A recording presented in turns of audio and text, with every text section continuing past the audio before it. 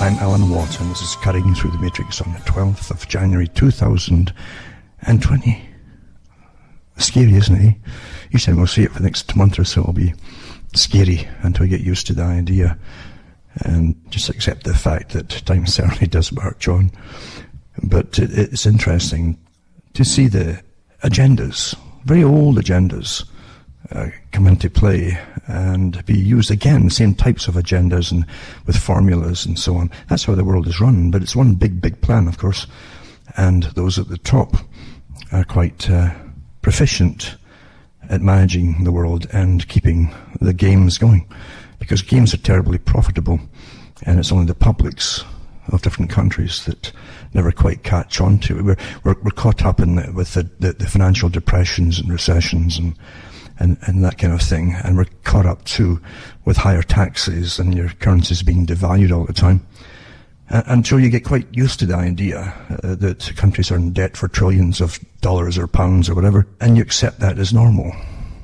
And of course, younger folk always think it is more normal because they'll think nothing of blowing a few $100s on something that your generation, the older generation, would have taken maybe a week or a month to think about it first, because of the prices, because we're all trained per generation, and really for every 20 years it just jumps and jumps and jumps, and people adapt to it. And I've had this talk with even relatives years ago, because one relative of mine talked about a pay raise he would get at work, and I know that at that time the factories were going out of the country big time with agreements with free trade in China. The agreements had been signed, and in Canada and the States, a lot of business was also going to what they called the Mexican corridor through free trade agreements as well. And the public had no say in any of this. You just went along with it and watched all your work go away in your businesses and your labour go away, in fact, because it's died away. It was almost like it was forbidden to speak about it in the media. Don't mention the fact, because the last thing they wanted at the top was blowback from the public, who deservedly had the right to complain massively as they lost their jobs. And the factories just disappeared. And we paid for them, as I said before, through the agreements, through NAFTA, and through the agreements with China, through the World Trade Organization.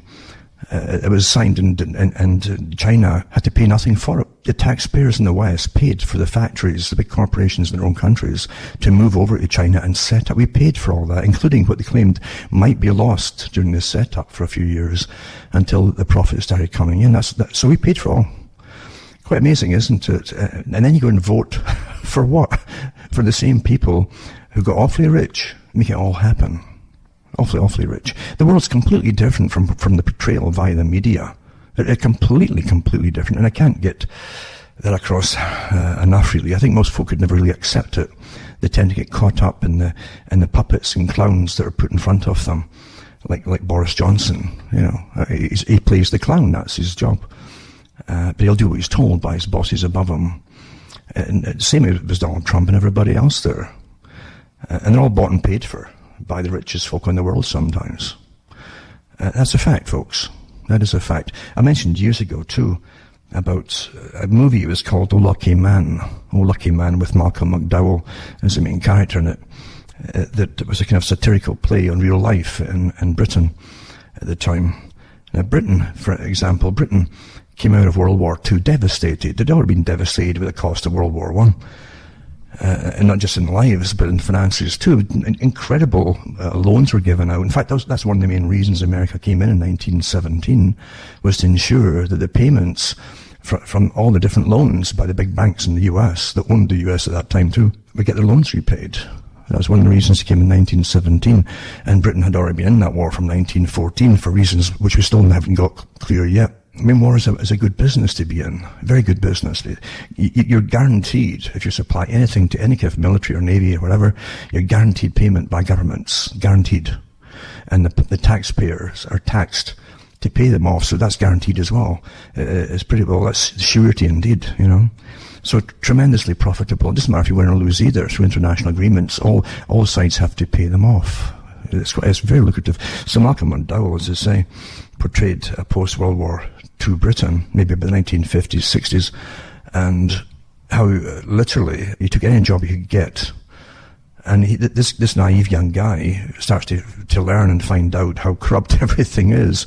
Once again, nothing's really what you think it is. He meets mayors of towns and everything's, and he's in bed in bed financially and with a kind of a gang mentality with the local police chief and that kind of stuff. They're all connected.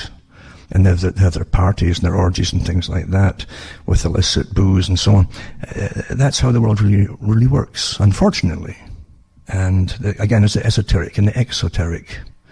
And the esoteric really is for the inner group to understand what it's about, whereas the exoteric are for the general public, who really believe the world that has been presented to them. They believe it in that fashion. They don't question it really.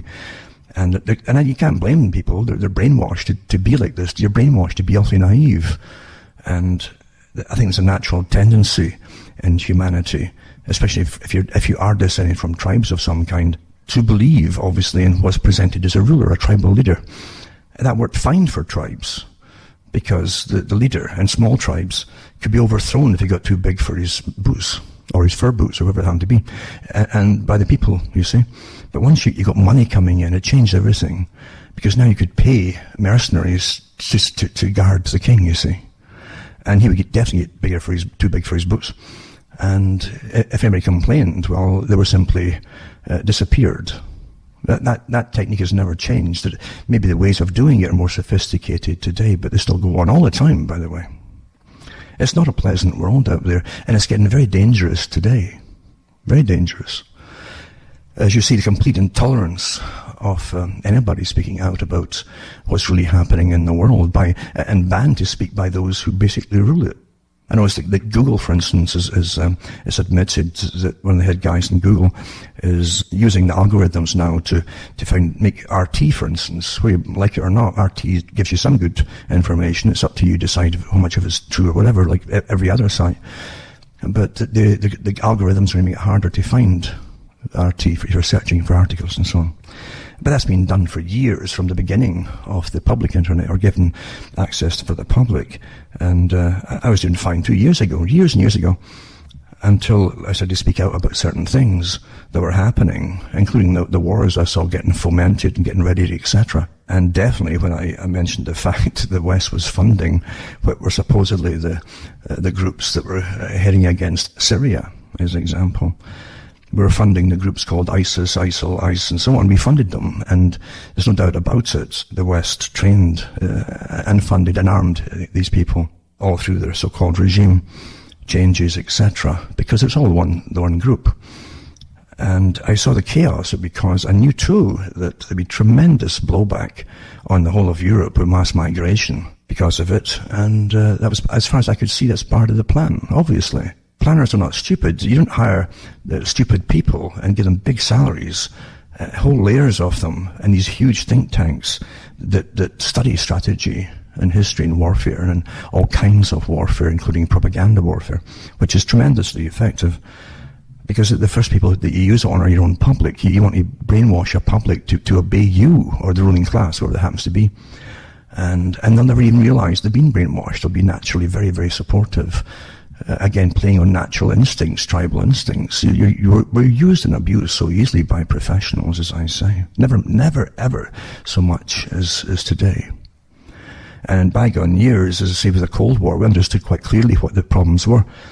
And when you understood that socialism really is mass slaughter of any dissidents, and they don't tolerate anything except themselves. It's not a socialism is not a democratic process.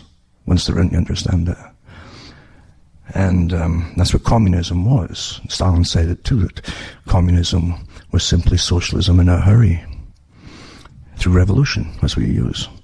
Socialism uses a slower type, the cultural revolutions, and you change it through the Gramsci technique of taking over the culture and leading the culture until the public follow, never knowing that they're getting turned off in a completely different direction of behavior, etc. Very effective, as I say, but today the public have no idea, and not much of a chance, I have to tell you, to really combat the big movements that are at play. Just Britain alone has tens of thousands of people employed by a strata of agencies that deal just with internet and not just bots, but actual real people, true trolls as they call them, trained professionally by the military, tens of thousands of them, who literally are all over the place. And if you speak about certain things, you get hammered. If you're on social media, you get absolutely hammered from 1,000 different sources, and they'll try and do you in one way or another. It's very effective, and they use certain people and divisions. They'll target people who are lonely, for instance. That's how they do it too.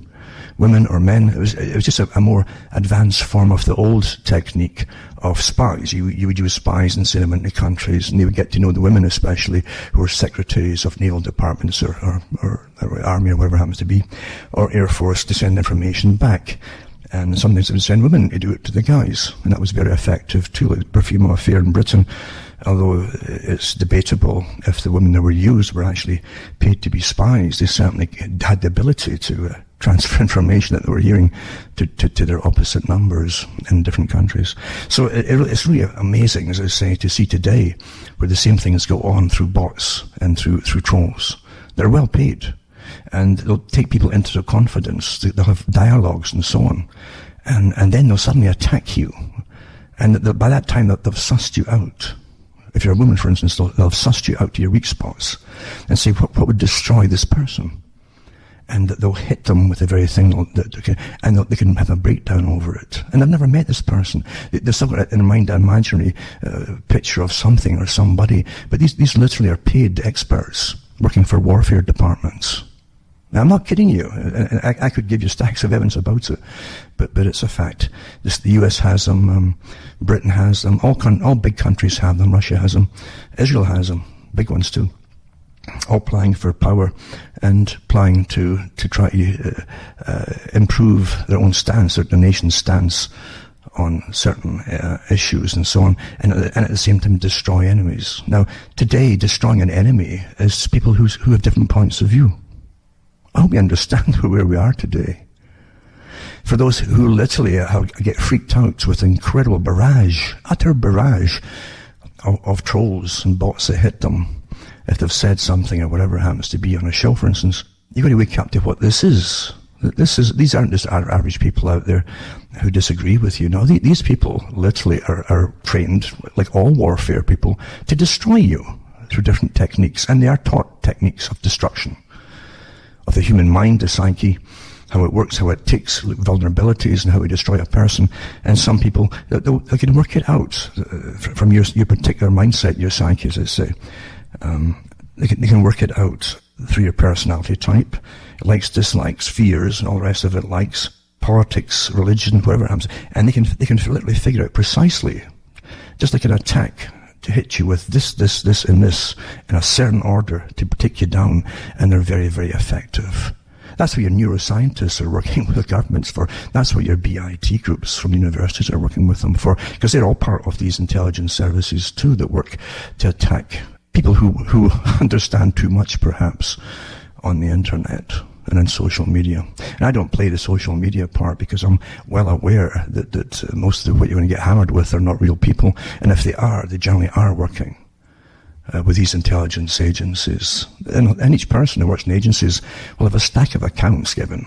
Lots and lots of them, but there's telltale marks if they're actually real people or not. And if they are, if they're actually part of intelligence agencies too, because they don't have long accounts, and they haven't been up long at all, and they won't have much of a following either, and they'll have a standard things that they pretend to follow. And you can actually work out if they're actually real people, but they're working for these agencies to troll and attack people, and they do, like swarms. And that's where we live today. You've noticed in the media, and this is what gets me really. You would hope, as the centuries go by, we would become more humane. You'd really hope that, wouldn't you? About life in general. But we're not. We're actually getting worse. And I think as we lose religion, we get more and more inhumane.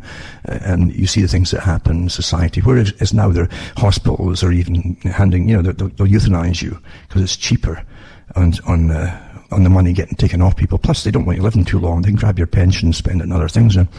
So they'll try and euthanize you. As life gets cheaper and cheaper and cheaper. Well, this is an old parrot. He's going to die anyway. It may take another 6 months, maybe a few years, but why bother keeping him alive? And it's much cheaper this way, if you're a nobody, you see. And we accept that as a society, and you're accepting your own doom when you do these things. I hope you realize that. I hope you really realize that. But it's also the same thing, too, when your governments, and I knew this, and I've said it, I knew this thing with Iran would come, because Trump made it quite plain before he got in to the right people what he would do with Iran. And every major speech he's given at the United Nations or anywhere else too, he's kind of brought that up or hinted towards it. And to other associations, he's been very vocal about it. But the fact is, Boris Johnson's, that's why he got in there too. I knew it, because he's part of the same club. And he'll do what he's told. And you have the same thing with Britain, with a reenactment of the attack on Iraq, which is literally bombed it into the Stone Age. I remember doing the talks at the time when they were happening, and even giving out information from Kissinger when he debated with Zbigniew Brzezinski. So Brzezinski and Kissinger debated on the best policy for long-term strategy. They always look at long-term strategy. And the plan was to take the whole list of the Peanut Group and destroy them and literally bomb them into the Stone Age. They even had a debate between the two of them. It was published in the papers at the time and certain magazines on Iran itself, because they says, well, Iraq really technically is a recent nation as opposed to the old Persian nation, which is now Iran, because at one time they're really all one big nation. So they're trying to debate through legalities and semantics of who they should totally destroy and should give any deference at all to the fact that some of them were very old, ancient cultures and countries. And Syria's another one, is an old one too. And that really upset them. They found ways to get around it, of course, eventually. But Brzezinski and Kissinger had it out. And I think Kissinger said that the best policy was to totally destroy them. All infrastructure for everything that needed to exist as a workable nation would be totally destroyed. That way, the people wouldn't be the people anymore. You have a country when you've got all the different institutions working for you, water supplies and food supplies, baby formulas and so on. And the US went in and blew up. I think the first thing they blew up actually was a baby formula factory. That was in the news too. So all infrastructure would be destroyed. Then you got whatever's left of the public are so shell-shocked and angry about everything. And you kind of neurotic. Once you get people who are pretty well neurotic when everything's destroyed, it's hard to get them to consent unanimously on anything. And so you have a dysfunctional society easily managed. Then you bring in the troops, and you bring in the mercenary troops, like Blackwater after it. And they can kill at will. So many murders were just taking place openly in the streets. On cars just passing by, there was videos up at the time of the troops just doing it for fun or something like that, or whatever it happened to be. But the old rules of the game had definitely changed, And when you think about it, what you were looking at for this 21st century, that was the idea of it. The 21st century was to come in where they complete a whole agenda, massive agenda, social, cultural, world agenda in every respect.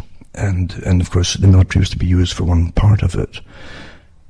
And the idea was that the Middle Eastern countries that were to be attacked and destroyed should never be able to reform again as nations, functional, coherent, unified nations. Because then certain other players in the area could rest in peace and take over a lot of the land and the resources, which has happened, by the way. As I mentioned before, Tony Blair literally had the leaders of some of the big oil companies, international oil companies, meet with them before Britain helped invade Iraq the first time. And that was an invasion, folks. That's what it was. Iraq hadn't attacked Britain. And they thought they would divvy up some of the oil fields. And of course, they had the American companies in with them too. And that broke out in the papers in Britain a few years after it. So, the most primitive, basic reasons for things are still used today, which is greed. Nations are used by the all-powerful under many pretenses of defending you, but when you're on the attack against nations that haven't attacked you, you have to really stop and question things. Now, again, after World War II, Britain was devastated financially. It didn't pay off. It was in the papers. I don't know if they've done it yet. I think in the late 1990s, it said that Britain may have been getting ready to pay off the last of the debts from World War I. But later articles refuted that and said that wasn't, never mind World War II. But they still hadn't paid off the whole. You understand, the compound interest is not meant to get paid off. It puts the debtor into slavery. That's the idea of it. That's the idea. I mean, in slavery, you do what you're told. You can be used by the creditors, you say, and you do what you're told. This is old stuff. And nothing has changed. But you have a lot of crooks involved. Well, after World War II, the one thing going for it was armaments for Britain. And sure enough, they had the Comet, came out with the Comet, and and they came out with fighter aircraft jet ones, which started to sell across the world. So armaments for warfare were something Britain still had left. And that became a big financial income, but really for a small amount of people, really. And that's never changed. Other countries were the same. Belgium is very big in the armaments industry, always has been. And because it's such a lucrative field to be in. And then the Cold War came along, and that was the greatest thing for all these top people in the higher classes of society who were in power and who also had massive investments or even ownership in weapons manufacturing and missiles especially, because every week you would hear about a new missile Russia had, whether it did or not didn't matter, and how it went at a certain speed, a certain distance and so on, and how we'd have to get a new anti-missile to strike it, etc. They could travel a bit faster and blah, blah, blah, blah, blah. And so it just went on back and forth like a tennis game forever.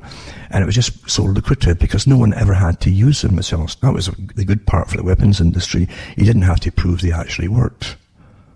Not bad, eh?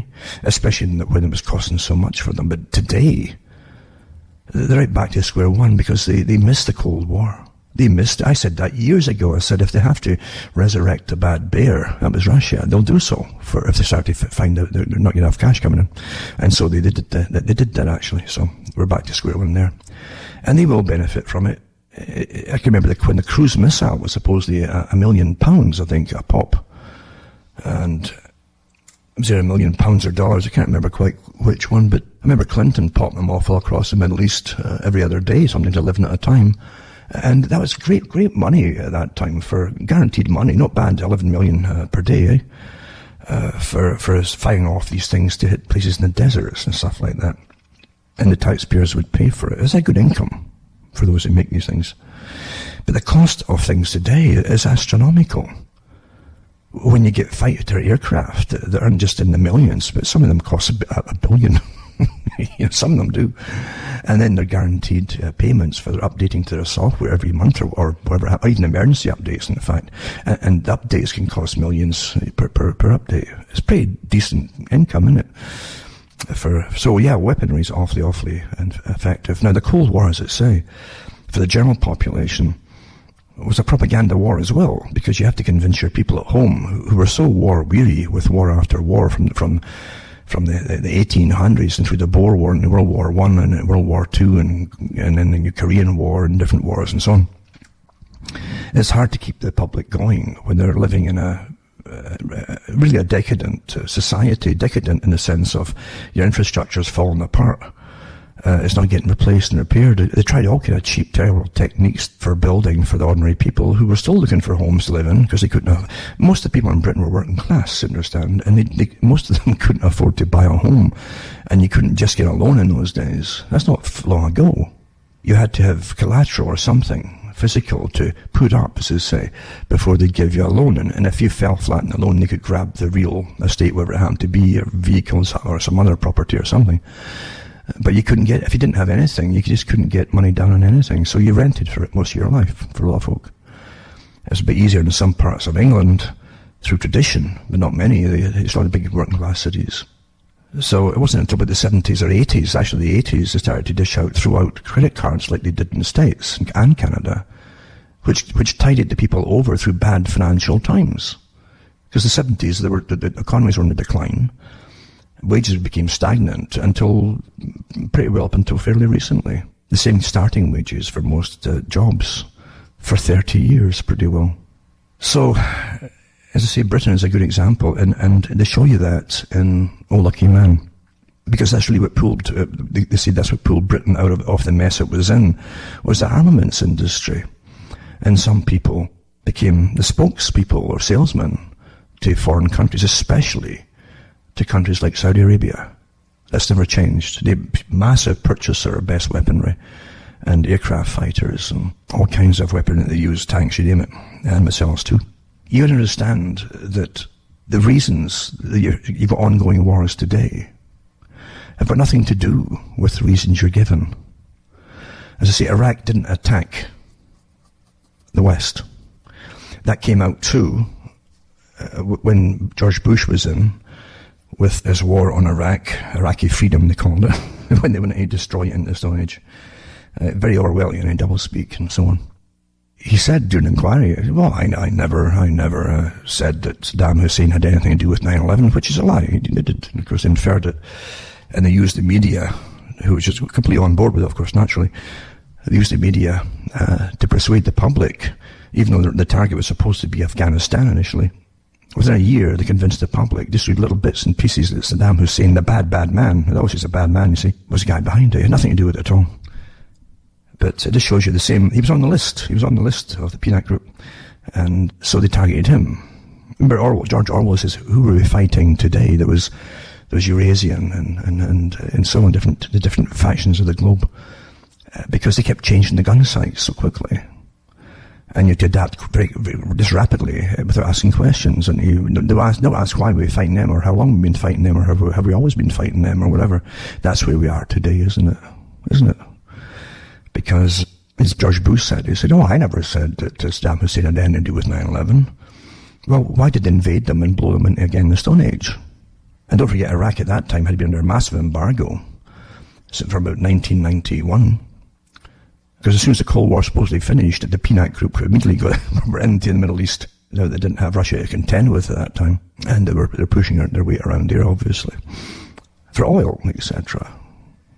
When you're in a nation, and they keep using it, they're after our resources. Who's our? Who are we? Just think about it here. You better start thinking about this we and our. I liked Spike Milligan. He was a crazy guy. He had bipolar disorder, I think. But he did say in his talks about when World War II was declared, he said, I remember the Prime Minister coming on the radio, and he said, I have to regret to inform you that as from the blah blah, the time, etc., of today, and he says, we are now at war. He said, I like the we part, you see, because that's reality. You're not asked your opinion on anything. We are now at war. When you know that's you at war, you're going to go off and do the fighting. You have a good laugh at things, and sometimes that gets you away from worse things. But today we're in such a serious society, you can't even quip of it. But you will be attacked by massive, not just the bots, but real trolls that are paid. And you wouldn't believe how many, I'm talking about, there's literally hundreds, I'm talking about tens of thousands working for Britain. But there's hundreds of thousands working for Britain and the US and a few other countries. All different departments, many names and so on, with specialities in all different areas. And just like any other war, as I say, they'll target certain people, make it hard for them to keep operating, absolutely. And they try to defame them, all kinds of ways to take them down. And if you're not careful, if you really fall for the relationship thing on the internet, they'll target you, they'll get into your psyche and play around and then destroy you. That's an old technique. Folk have no idea how deep this goes. None at all. And it isn't just... See, here's the thing, it isn't just a matter of attacking enemies or who's not on board with whatever agenda it happens to be. It's a way of, and I really mean this, you couldn't even read in 10 years all the articles and the manuals that they're given to, and they're fed with for the purpose, for the present and the future of creating a controlled society, a world society with a controlled culture, very controlled. And how to raise generations of controlled cultures who are guaranteed to be obedient to the overlords, whoever they happen to be or whatever they want to call themselves. This is what's going on. If you haven't figured it, it really is. It's so far ahead. God knows many think tanks are involved in this. I've got stacks and stacks, I've got gigabytes of this stuff. Lots of them. And that's your future, you see. This isn't happenstance that you're stumbling down through time just looking at you're getting little bits to grab on the media and go, look at their all family. They're not getting on too well. This couple's not happy with that couple. That's made up nonsense. They're talking about fake news, eh? I can remember years ago when Buckingham Palace literally employed, and to this day it's got bigger and bigger and bigger, a permanent staff of propagandists and publishers who work for their whole family with film crews and everything, who make up this stuff and dish out to the public. And for the last few years, they thought, how do we keep the royal family relevant in a global society with cultures coming to, they've got nothing to do with the past of Britain or Europe even, you know? Well, let's make them, what works when people, you understand, they look upon us like animals. What do animals need? What does a human animal need? And you supply it, then you get little bits of like a banana for the animal. Not quite a banana, but like an animal. And this is how they go on, and they start substituting other things for what you really need, you see.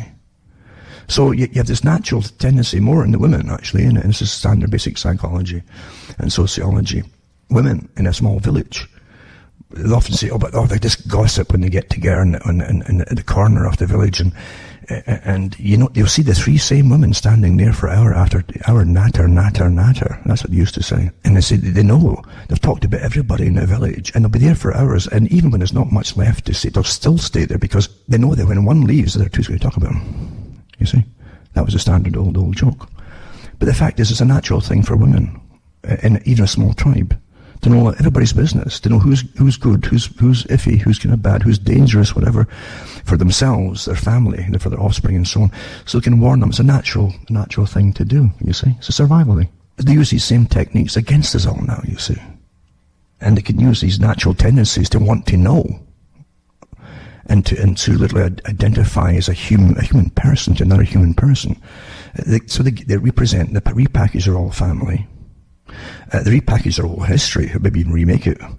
And then they humanize them. They say this in manuals for it, like a soap opera's work. A soap opera attract mainly the women. And they go into it, and they can remember the names and whose birthdays, that's what they do, you see. And so you start humanizing the people, you give them more and more details about this prince and that princess, and you humanize them. And then you start dishing out little stories. It doesn't matter if they're fake, you see, you make them up. Or they've had a tiff with so-and-so, and it's very soapish, you see. And they'll follow it, and get bigger and bigger followings. And I mentioned before too, that they've admitted that Harry and other ones have got their different accounts and so on, and have rival little bets on with each other who's going to get the most hits that day for folk looking in to see what their made-up lives are all about. It's just amazing how it works. Well, it's the same thing with everything else, folks, if you haven't figured it out. It's the same thing. With these wars that are going on, wars that were planned at the very least in the 1990s, probably before that in fact, but published in the 1990s as plans. I can even remember when, as I say, 1991, when, again, Russia supposedly suddenly just dropped, they couldn't compete anymore in the Cold War. It was looted, of course, by the West, that sent people in from even the Federal Reserve in the US. They went in there and even did a documentary on it, and how all the different shares as they privatized their big businesses were literally stolen by the oligarchs that are now in stolen power. It was all arranged in advance, of course. But I've often said I would never run for politics, because I don't believe in organized crime.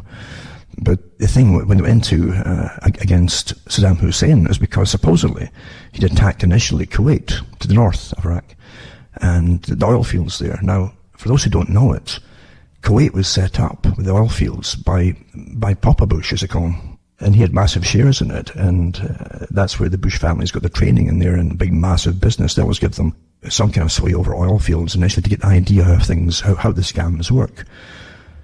And that's what Rockefeller did too with Maurice Strong. He picked him up, supposedly a nobody, but there's more to him than met the eye, of course, and put him in charge of oil fields to start with, to get the feel of how you really shape the world, and how the little folk work, the little people, and then how the bigger people work and all that kind of stuff. Well, the same thing with Kuwait. Well, Saddam Hussein had asked, I remember it was actual documentaries on it, he'd asked the consulates in Iraq from America and Britain if he could go in there and set it straight. He says, because, it says, and it's true, they even had articles in scientific magazines. I don't know, I can't swear if Popular Mechanics was involved too, but I can remember reading through them, and they showed you these horizontal drilling rigs that go down a good distance and then do a right angle and go underneath a country's borders into the next neighbouring country and suck their oil, you see. And that's what they've been doing from Kuwait into Iraq. And Saddam had put complaints in to the different world courts and so on, but nothing happened. And so he literally said, I'd like to go in and deal with this. And he was supposed to be given the okay. Well, if you do that, we won't interfere, said the West. Well, as soon as he went in there, of course, the West declared war on him and drove him out and slaughtered a huge, massive part of his army on the way back. And then kept him under about 10 years embargo, aerial embargo, no fly zone overheads. Then they starved him for all those years before they finally invaded him. So you got to really understand what goes on, as opposed to the rah-rah, here's the flag thing. There's always big business behind things, always massively behind all this kind of stuff. And it's not for the nations, folks. The nations supply the equipment, the military, the body bags even, and you pay for it all. The corporations, of course, get the spoils of war. And I can even remember articles from, it leaks out, when they were bombing Iraq with Britain and the States. And they were literally targeting oil wells. The West claimed initially that, again, it was propaganda put out by the disinformation specialists and intelligence. And they said that, look at this terrible oil. And it's true, they had set so many oil fields on fire. They even did movies about it, but it was thick black smoke all for weeks and weeks. But it turned out that the Pentagon had got word that they to target, because they said these refineries were old refineries and so on, and old rigs, and they get the American taxpayer to build new ones for them, because the US with corporations were going to take over, you see. It was just wonderful, isn't it? Isn't it amazing, eh? But unfortunately, it's too easy to use these kind of reasons to get wars going. In the past, when it was a Cold War, it was easier to understand. Nobody wanted a totalitarian type of system back then to rule you. And it's amazing. Now we've come into an even more totalitarian system. It's developed where you're seeing total and complete intolerance to anyone who's a dissident of any kind and doesn't go along with the big boys' plans. It's not a matter of shunning you in society. You still got all your pals. Today, of course, you will be able to financially live in an electronic age. You understand this. So you're always lied to. And it's a sad thing that many a soldier, for instance, if they can survive, can look back on things. If they've got the wherewithal, a lot of people live the rest of their lives in shock. They do. Or PTSD. When they realize that they were part of something that shouldn't have happened. At least during the Cold War, as they say, there was a big play to change a good part of the world communist. And that didn't sit well on people who just fought World War II, for instance, and believed in all the propaganda that was used back then. So you just don't suddenly want to become communist, even though your universities, I can never figure this out for a long time, why your universities in Britain had professors from the old Soviet bloc that came into Britain and taught at universities throughout Britain. It made no sense until you see the bigger picture. And I'll put up an article tonight, too, to do with Peter Hitchens. I should read a little bit from it for you, just to give you an insight into some things here. Peter Hitchens himself, his dad, was an officer in the Navy through World War II, a career officer, though. And he watched the total decline of the system and the scrapping of a lot of the old British warfare system of shipping navies and so on as part of the deal that was arrived at with the US and post-war Britain for Lend-Lease and all the rest of it, because Britain was up to his eyes in debt from World War I, never mind too. But he talks about the anti-British Marxists. And don't forget, nothing happens in a system where you have a real and clever, at least at the very, very top, at least the agencies that work for them on their behalf. They don't let anything bad happen. So you think about this. Here's Peter Hitchens, who was part of that generation, who went to good schooling, into university. I think maybe Oxford he went to too, where he was converted to Marxism. They didn't want to call it communism then after Stalin, but they wanted to do Marxism, Trotskyism, it's all the same stuff, just variations, just different colours of the same thing, or camouflages of the same thing. And he says here, he talked about the infiltration of anti-British Marxists into the highest levels of British society, right? And you can actually hear him talking about this on a YouTube. If I get the link for it, I'll put it up. It says this has completely transformed Britain and British life and culture since Blair came to power in 1997 as an example. It was on the go before with Harold Wilson all the way through. But when Blair got in, for those who hadn't figured it out too, it says the former Marxists, the wrong Marxists, including Blair, occupied positions of power in all critical areas of British life. Now, if they got into these ones, I would say that the elite at the top had planned it this way. And it says they have revolutionized Britain and it's no longer the country it once was. This is the really ridiculous thing about the modern West. We live in post-revolutionary societies. And in most cases we don't even realize the revolution's taken place. And that's so true. Because they use the Gramscian technique of, about 40, 50, 60 years, 70 years of gradually taking over the culture, all areas of the culture, including the music and everything else, too, the sexual revolution and the feminist revolution and revolution after revolution, you see. And you laugh at these old revolutions, think, oh, well, it's just children and youngsters have. No, this was planned, folks. And those children having fun and with promiscuity became adults, you see, etc., etc. Anyway, it says, post-revolutionary societies. In most cases, we don't even realize the revolution's taken place.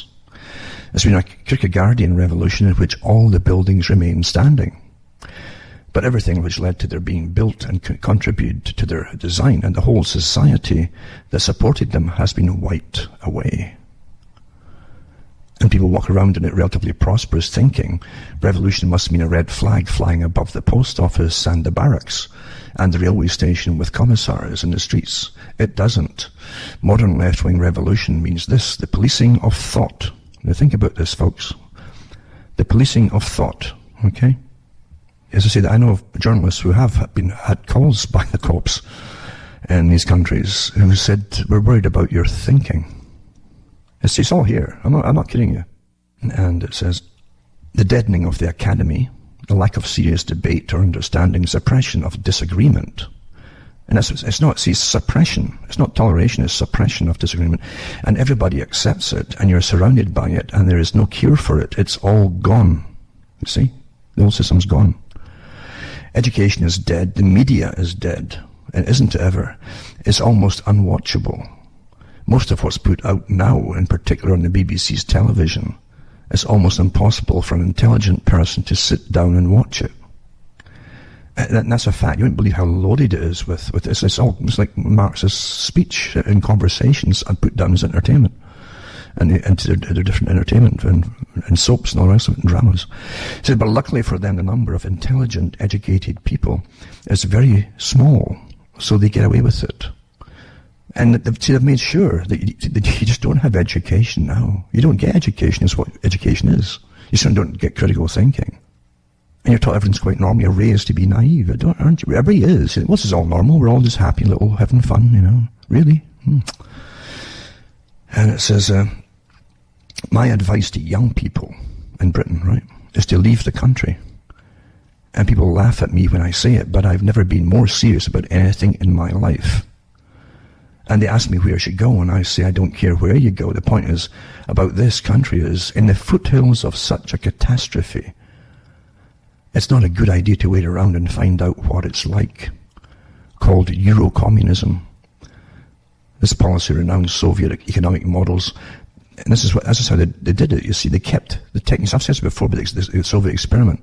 They used the techniques that worked. So it says this policy, Euro-communism, renounced Soviet economic model, but kept key aims of transforming our society. Tens of thousands of Marxists left the newly expanded universities to enter teaching. Journalism, the BBC, the law, and of course politics. Starting from the 1990s, they began to pop up in positions of importance. This is Peter Hitchens talking. He says that crucially, his generation were deep inside what became new Labour communist Marxists in Blair's cabinet, including John Lord Reid, who was Defence Secretary. Now these are communist Marxists, right? In charge of Defence Secretary. Bob Ainsworth, who's also Defence Secretary. Chancellor Alistair Darling, Stephen Byers, who was ousted by The Guardian in 1999 as a former supporter of the Trotskyists. Peter Mandelson was he was a vice prime minister, I think, for Tony Blair. Peter Mandelson, by the way, is the guy who took over when Blair was off on holiday, running Britain supposedly, and it was in the newspapers, he boasted he ran Britain from the pool of the French Lord Rothschild's pool in France. He boasted about that's how I ran Britain, just bathing in the pool. Trotskyists again. And again, these names are covers in themselves. They can be covers as well, folks. This is Peter Mandelson, even Tony Blair himself, revealed in a BBC interview that he had been a Trotskyist at Oxford In the 1970s, one of Blair's closest aides, Peter Hyman, has confessed that New Labour was devised to take and hold the levers of power, winning power and locking out the Tories, to ensure that the 21st century was a Labour century with Labour values. Now, people have no idea, though. This is one part of it, but it gets into the managing and taking over of the culture. But nothing happens unless the elite at the top allow this, and perhaps even design it to happen, folks. Because you're going in, remember the global system is to bring you gradually after a little bit of better incomes for people for maybe 20 years or so, maybe 30 years max for some people, and bring you back into austerity in a global society. And again, cutting back on energy, that's food too, food, electricity, everything else, that's part of the agenda to save the world, etc. As the elite themselves jet about and live in a lifestyle you can't imagine.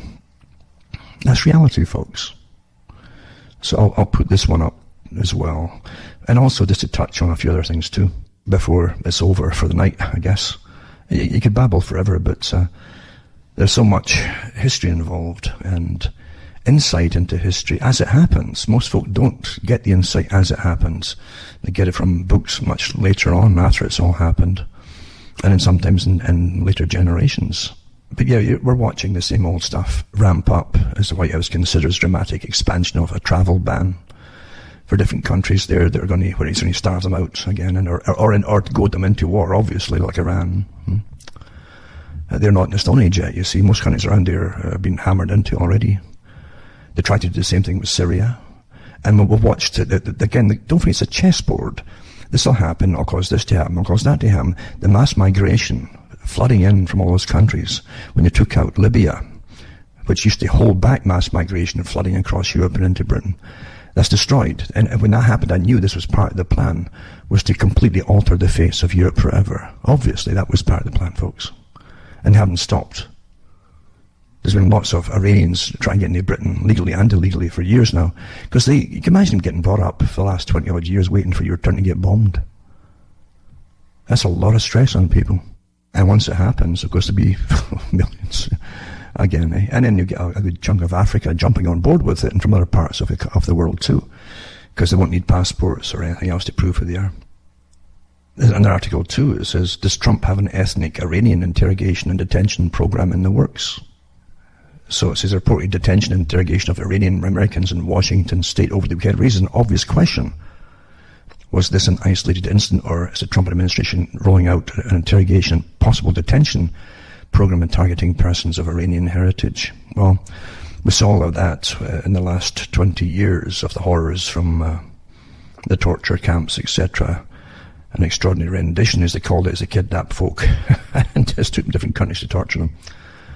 Is this a civilized planet, folks? Is this how you're going to teach the world to emulate you? You're going to drum up incredible hate, which again is part of the chessboard. There's no doubt about it, folks. You don't do this kind of thing unless you want massive backlash forever so you can stay in power, or even use it for other reasons you haven't even fathomed out yet. I'm not kidding you. Google will derank RT articles to make them harder to find, says Eric Schmidt. And so the executive chairman of Google, Eric Schmidt, the parent company of Alphabet, says the company will engineer specific algorithms for RT and Sputnik to make their articles less prominent on the search engine's news delivery system. That's your toleration. That's what you're going to give to the world. Intolerance, you see. On board or not on board. That's where we are, isn't it sad, eh?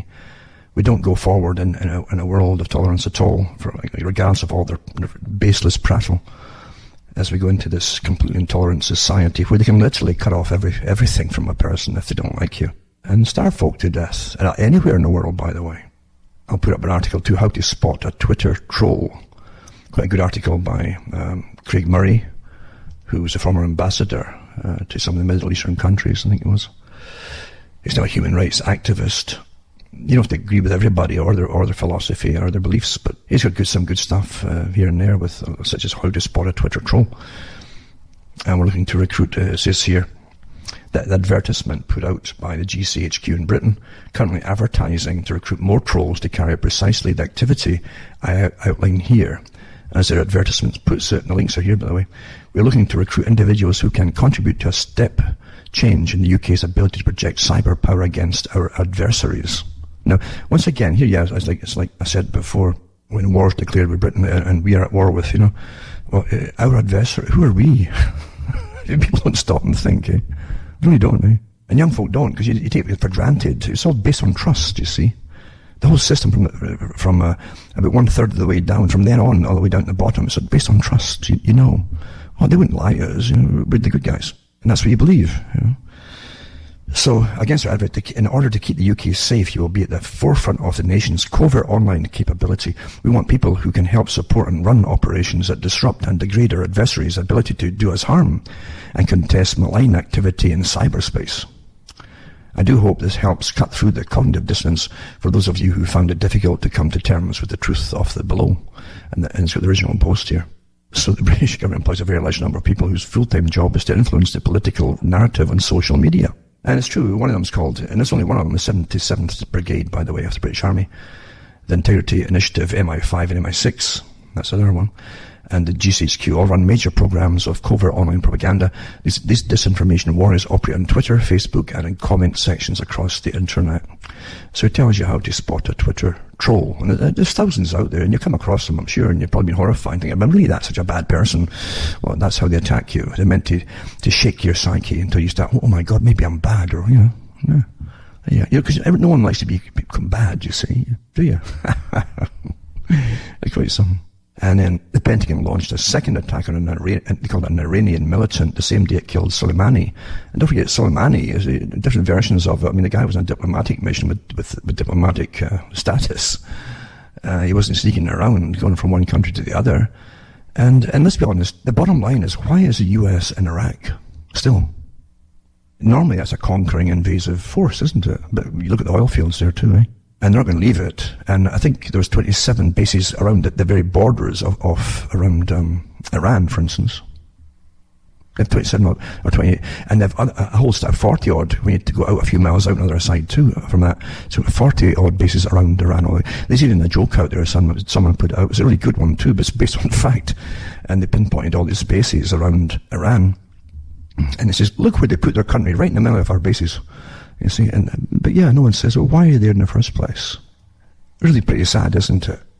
Afghanistan, where it supposedly all started in the caves there, that Osama bin Laden, even though he always denied it to the end, and fuzzy videos he sent out, or we were told he sent out. That's why the US eventually went into Afghanistan rather quickly, actually. They planned to do it before 9/11 happened. The troops are all still there yet. In Afghanistan.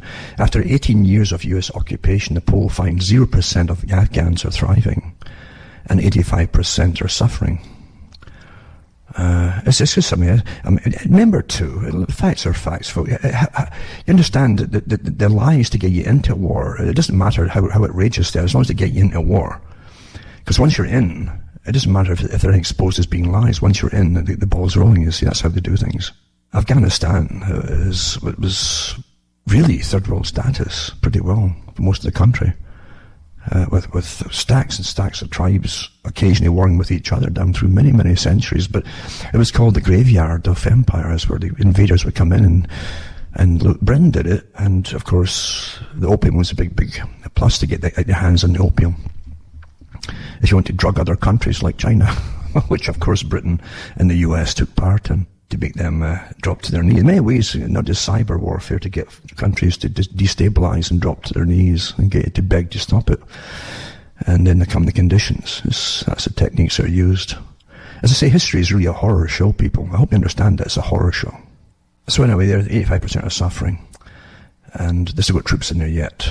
And don't forget too, it came out too, when 9/11 happened, supposedly, even if there were hijackers, supposedly most of them were from Saudi Arabia, the best ally of the US. Still is the best ally. It wasn't Iraq or Iran. And the parties, like weapons of mass destruction, when you see them all on board with the same thing, like Soleimani was a bad man, you see? He had blood of British troops on his hands, says here. Well, don't forget that Britain trained and supplied, and so did the States, ISIS, ISIL, Al-Qaeda, whatever they want to call themselves, that kept morphing into different names when the public caught on to it, that were meant to topple Libya and then Syria.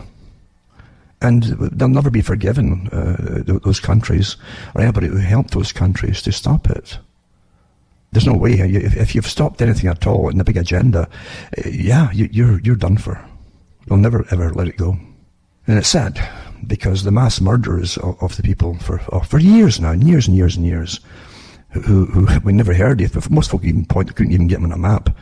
But all the different communities and Christian communities too. These weren't Western Christian communities. These are people who lived very simply in traditional ways with very strong families. Again, that's a dangerous thing for this world system, strong families and religion, holding them together. But they went back for 2,000 years.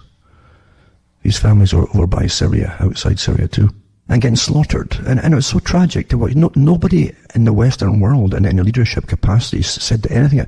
They didn't give a darn. That tells you an awful lot. And they lost an awful lot of support when that started to filter through the public. It tells you so much about the ones who rule, right? And then you've got an article here by Philip Garaldi. I think it's for the Ron Paul Institute for Peace and Prosperity.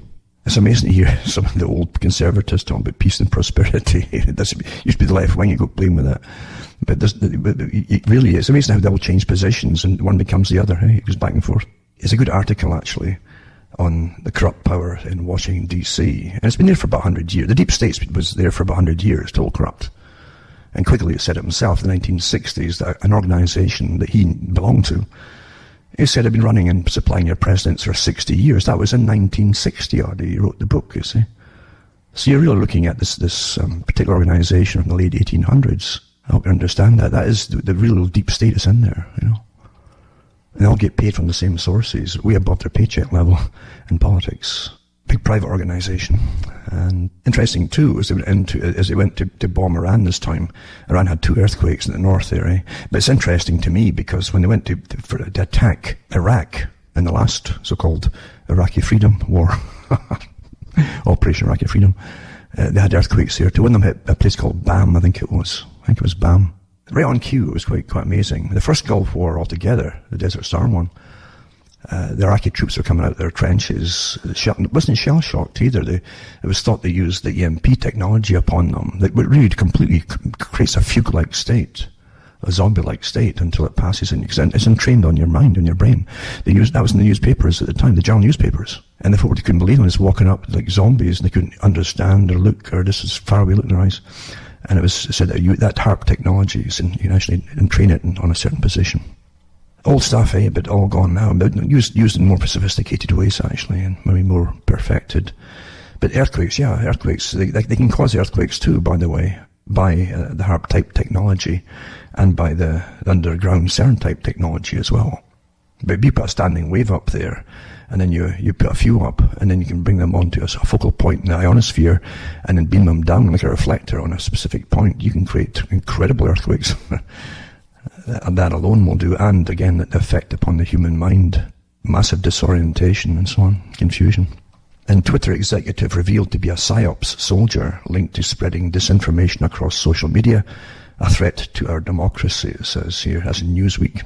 I'll put these articles up. These are only a few, because the time's really flying on here, and I can't go over the limit. If I get well over the hour, try to cram it in to speed up the voice and cram it together, and you sound like a chipmunk eventually. I don't want to be like that. Anyway, folks, that's unfortunately it for tonight.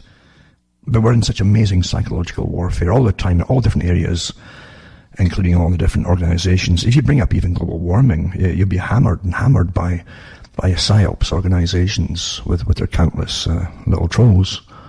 Because agendas are at work, and you've got to understand the agenda is to make everybody believe that it's your fault, you're alive, and you're causing the planet to die, and you must therefore be controlled by experts and do what you're told by experts and commissars. As the ones who rule over you get richer and richer. See, this is the super sophisticated, proper Soviet system, not the Russian Soviet, the proper Soviet system that was meant to end up like that. You train the public to be obedient. You train them to love their servitude, as George Orwell talked about. Anyway, from myself, Alan Watt from Ontario, Canada, where it's heavily snowing, and I demand my share of global warming, because I'm paying taxes for it. It's good night to me, your God or your gods go with you.